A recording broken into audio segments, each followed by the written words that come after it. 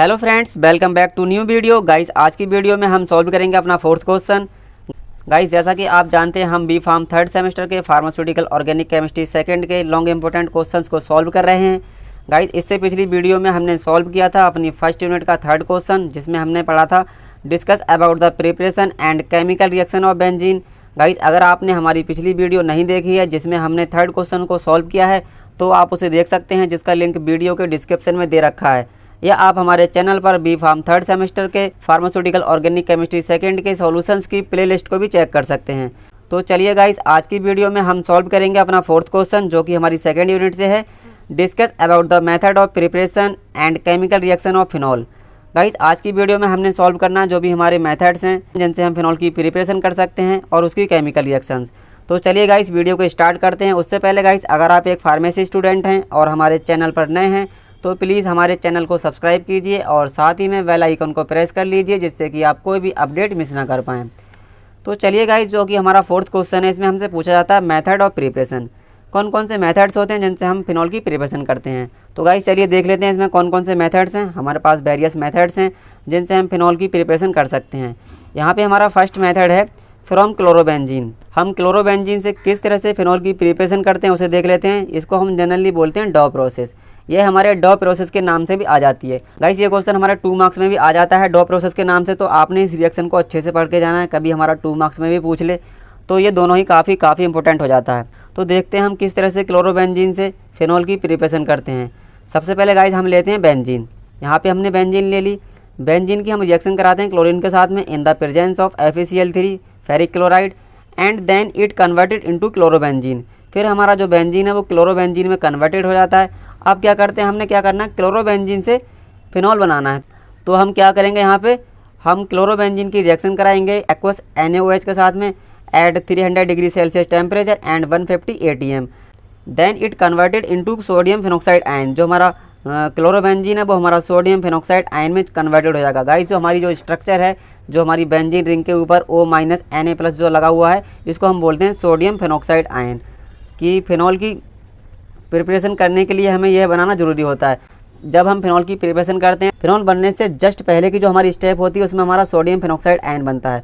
तो जब हमारा सोडियम फिनॉक्साइड आयन बनेगा उसके बाद हमारा फिनॉल बनेगा। तो गाइस हमने यहाँ पे क्लोरोबेंजीन से सोडियम फिनॉक्साइड आयन बना लिया। यहाँ पे गाइस हम इसका नाम लिखना भूल गए थे क्योंकि यहाँ पे इतनी जगह नहीं बची, हम इसका नाम लिख दें।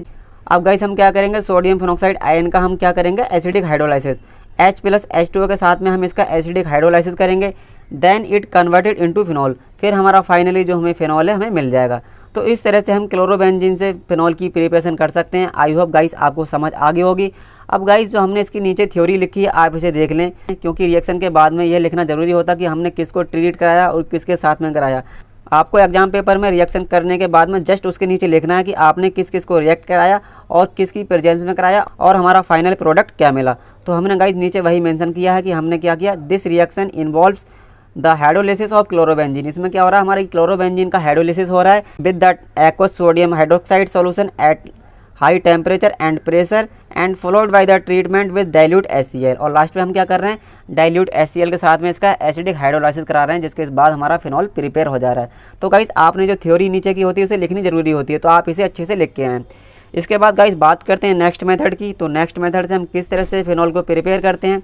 यहाँ पे हमारा है next from sodium benzene sulfonate. अब हम सोडियम बेंजीन सल्फोनेट से किस तरह से फिनॉल की प्रिपरेशन करते हैं उसे देख लेते हैं। यहाँ पे हम सबसे पहले लेते हैं बेंजीन, क्योंकि हमें सबसे पहले क्या चाहिए, बेंजीन चाहिए। बेंजीन से हमारी सारी रिएक्शन हो रही है, क्योंकि जितने भी डेरिवेटिव्स हमारे बन रहे हैं वो हमारे क्या हैं, बेंजीन के ही हैं। And phenol also are derivative of benzene. तो हमें क्या करना है, सबसे पहले बेंजीन लेना है।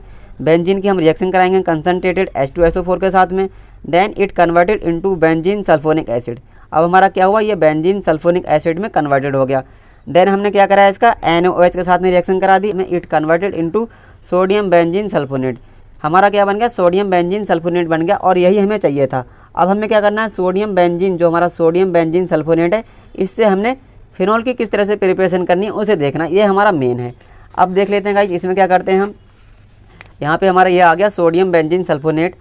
हमने क्या कराया, इसका कंसनट्रेटेड NaOH के साथ में एट 300 डिग्री सेल्सियस टेम्परेचर पर हमने इसकी रिएक्शन करा दी।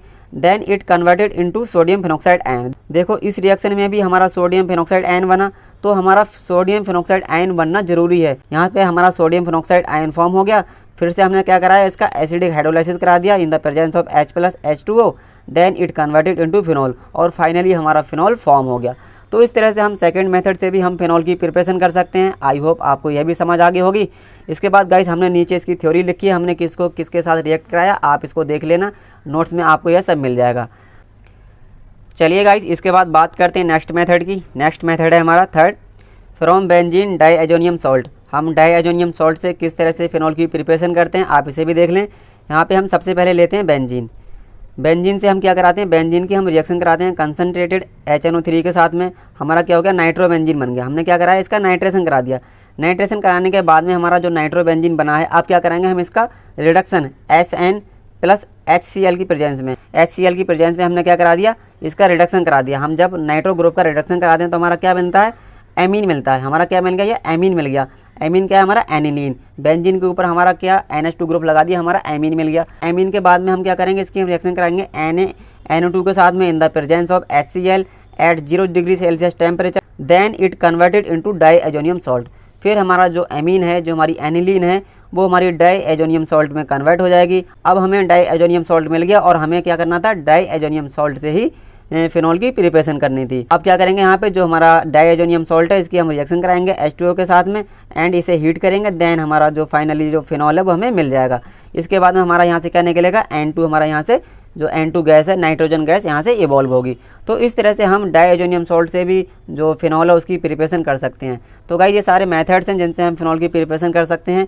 इसके बाद में गाइस हमारा एक लास्ट मेथड आता है, इसे भी आप देख लें, method of preparation of phenol from coal तार।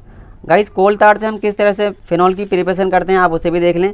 यहाँ पे हमारा है फ्रॉम कोल तार natural source of aromatic compound. जो हमारा कोल तार है वो हमारे सभी एरोमेटिक कंपाउंड्स का नेचुरल सोर्स है।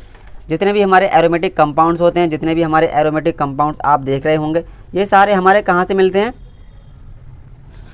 कोल तार से मिलते हैं। जो हमारा कोल तार होता है, कोल तार क्या है, बेसिक सोर्स है जहाँ से हमारे सारे जितने भी एरोमेटिक कंपाउंड्स होते हैं वो मिलते हैं। तो हम एरोमेटिक कंपाउंड जितने भी हमारे मिलते हैं कोल तार से, तो किस प्रोसेस से मिलते हैं उस प्रोसेस को देख लेते हैं। ये हमारा मेथड होता है, तो देख लेते हैं कौन से मेथड से मिलता है।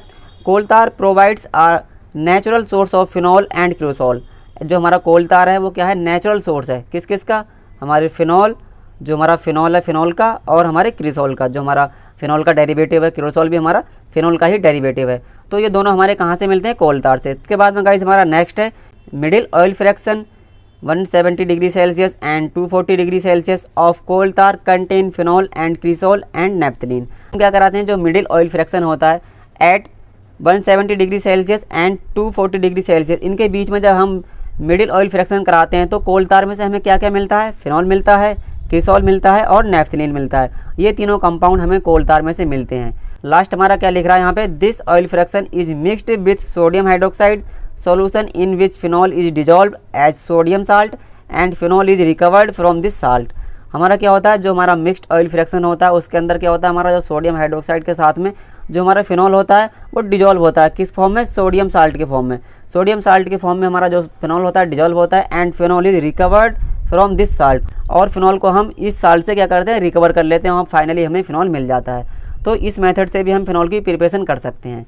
तो चलिए गाइस इसके बाद बात करते हैं नेक्स्ट, हमारा नेक्स्ट का केमिकल रिएक्शंस ऑफ फिनॉल। यहाँ पे हमारी सारी केमिकल रिएक्शंस हैं कि कौन कौन सी केमिकल रिएक्शंस हमारी फिनॉल है वो पॉजिटिव करता है, मीन्स उसके साथ में हमारी होती हैं। तो देख लेते हैं गाइस कौन कौन सी इसकी केमिकल रिएक्शंस हैं फिनॉल की। यहाँ पे हमारी सबसे पहले केमिकल रिएक्शन है फॉर्मेशन ऑफ साल्ट। वही जो गाइस हम आपको अभी बता रहे थे कि हमारा क्या होता है, फिनॉल बनने से पहले उसका साल्ट बनता है जिसको हम बोलते हैं सोडियम फिनॉक्साइड। तो वही है, जब हम फिनॉल की रिएक्शन कराते हैं NaOH के साथ में, then it converted into sodium phenoxide ion, और ये क्या है, हमारा एक साल्ट है। तो ये हमारा सोडियम फिनॉक्साइड आयन का साल्ट है। तो यह भी हमारी केमिकल रिएक्शंस में आता है बेंजीन की। तो देख लेते हैं गाइस इसमें क्या होता है, हमारा इट रिएक्ट विद, जो हमारा फिनॉल है, react with sodium hydroxide to form sodium phenoxide and water. जब हम फिनॉल को रिएक्ट कराते हैं सोडियम हाइड्रोक्साइड के साथ में, then it converted into sodium phenoxide and water. इस तरह से हमारा क्या होता है, ये फिनॉल की रिएक्शन है जिसमें हमारे फिनॉल का जो सोडियम फिनॉक्साइड साल्ट है वो फॉर्म होता है। इसके बाद में गाइस नेक्स्ट रिएक्शन देख लेते हैं। नेक्स्ट क्या है हमारी, रिएक्शन विथ फेरिक क्लोराइड, इसको हम बोलते हैं जनरली FeCl3 के साथ में हमारी रिएक्शन क्या होती है फिनॉल की, उसे देख लेते हैं। जब हमारा फिनॉल रिएक्ट करता है FeCl3 के साथ में, then it converted into purple colour complex, हमारा क्या देता है, ये पर्पल कलर कॉम्प्लेक्स देता है। आप देख सकते हैं क्या होता है इसके अंदर, phenol gives purple colour complex with 2 drop of neutral ferric chloride solution. जब हम फिनॉल को रिएक्ट कराते हैं 2 drop of neutral ferric chloride solution, जो हमारा FeCl3 सोल्यूशन है न्यूट्रल फॉर्म में वो होता है, तब क्या देता है हमें, ये एक पर्पल कलर का कॉम्प्लेक्स देता है। तो ये हमारी ये भी फिनॉल की रिएक्शन है, आप इसे भी देख लें। इसके बाद गाइस हमारी नेक्स्ट रिएक्शन आती है फॉर्मेशन ऑफ ईथर। ईथर की फॉर्मेशन होती है हमारी फिनॉल से, यह भी हमारी फिनॉल की रिएक्शन में आता है। इसमें क्या हो रहा है गाइस, हमारा फिनॉल को हम रिएक्ट करा रहे हैं विथ NaOH के साथ में, सोडियम हाइड्रोक्साइड के साथ में, then it converted into sodium phenoxide ion. ये तो हम पढ़ रहे थे पहले से ही, हमारा सरकारी फार्मूला है सोडियम फिनॉक्साइड आयन को बनाने का। यहाँ पे क्या कर रहे हैं गाइस, हम सोडियम फिनॉक्साइड आयन से किस तरह से हम ईथर को बनाएंगे, तो फॉर्मेशन ऑफ ईथर देख लेते हैं गाइस। तो गाइस हम देखते हैं किस तरह से हम ईथर को बनाएंगे यहाँ पे सोडियम फिनॉक्साइड आयन से। यहाँ पे हम लेते हैं 2 mole of sodium phenoxide ion, जो हमारा सोडियम फिनॉक्साइड सॉल्ट है उसके हम 2 मोल लेते हैं, और इसे हम रिएक्ट कराते हैं CH3 का होल ट्वाइस इंटू SO4, इसके साथ में हम इसको रिएक्ट कराते हैं। Then it converted into methyl phenyl ether, हमारा फिर ये मिथाइल फिनाइल ईथर में कन्वर्टेड हो जाता है, और जिसको हम जनरली बोलते हैं एनिसोल, इसका जो जनरल नाम है वो एनिसोल। तो इस तरह से हमें एनिसोल मिल जाता है। तो ये भी हमारी फिनॉल की इंपॉर्टेंट रिएक्शन है। इसके बाद गाइस नेक्स्ट रिएक्शन देखते हैं। नेक्स्ट रिएक्शन क्या है हमारी फिनॉल की, reaction with zinc dust. Zinc dust के साथ में हमारा फिनॉल किस तरह से रिएक्शन देता है, आप उसे देख लें। इसको हमने बेंजीन की रिएक्शन में भी पढ़ा था, क्या हो रहा था वहाँ पे, रिडक्शन हो रहा था। यहाँ पे हमारा फिनॉल है, फिनॉल का हम क्या कर रहे हैं, फिनॉल की जब हम रिएक्शन कराते हैं जिंक डस्ट के साथ में, और उसे जब हम हीट करते हैं, then it converted into benzene, हमारा फिनॉल क्या बन जाता है, बेंजीन में कन्वर्टेड हो जाता है, और ZNO यहाँ पे हमारा निकल जाता है। यहाँ पे क्या हो रहा है गाइस, फिनॉल का रिडक्शन हो रहा है, एक तरह से O हमारा यहाँ पे रिमूव हो रहा है, और H हमारा बेंजीन के ऊपर यहाँ पे आके लग जा रहा है। तो इस तरह से क्या हो रहा है, हमारा यहाँ पे रिडक्शन हो रहा है।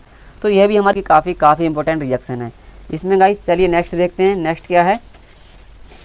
नेक्स्ट रिएक्शन हमारी आती है हेलोजिनेशन। ये भी हमारी रिएक्शन है, हेलोजिनेशन रिएक्शन है हमारी फिनॉल की, इसे देख लेते हैं। ये हमारा फिनॉल है, फिनॉल को जब हम रिएक्ट कराते हैं ब्रोमीन के साथ में, ब्रोमीन, क्लोरीन, आयोडीन, ये सारी हमारी हेलोजेंस हैं। तो हेलोजिनेशन के अंदर हम क्या करेंगे, सारी हेलोजन से रिएक्शन कराएंगे। हमने यहाँ पे क्या कराया, फिनॉल की रिएक्शन कराई Br2 के साथ में in the presence of H2O, then it converted into, इन्होंने क्या बनाया 2,4,6 ट्राईब्रोमोफिनॉल। यहाँ पे क्या हुआ, इसकी फिनॉल की ऑर्थो, इसकी पैरा पोजीशन पे हमारा ब्रोमीन ग्रुप लग गया। तो यहाँ पर इस तरह से हमारा क्या हुआ, 2,4,6 ट्राईब्रोमोफिनॉल की फॉर्मेशन हो गई। नेक्स्ट हमारा गाइस है, अब यहाँ पे हमारा एक एक्सेप्शनल केस है। हमने ऊपर कैटेलिस्ट क्या लिया था H2O, अगर हम कैटेलिस्ट चेंज कर दें तो क्या हमारा प्रोडक्ट बनेगा, देखो हमारा जो हमारे रिएक्टेंट है वो सारे सेम है। यहाँ पे हमारा फिनॉल है और यहाँ पे हमारी ब्रोमीन है। यहाँ पे आप क्या किया, हमने कैटेलिस्ट को चेंज कर दिया। कैटेलिस्ट को चेंज करने के बाद में हमारा प्रोडक्ट में क्या फ़र्क पड़ रहा है उसे भी देख लेते हैं।